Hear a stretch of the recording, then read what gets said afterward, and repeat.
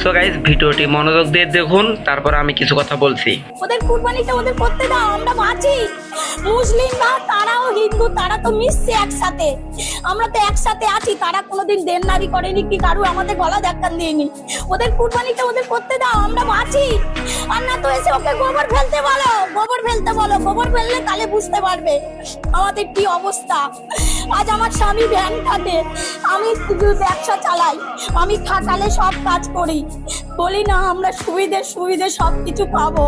আমি কি করবো এবার, আমি কি করবো? আমার এই 5 লাখ টাকা ব্যাংকে দেনা, আরো বাইরে থেকে 3 টাকা করে 4 টাকা করে সুদে নিয়েছি 5 লাখ টাকা।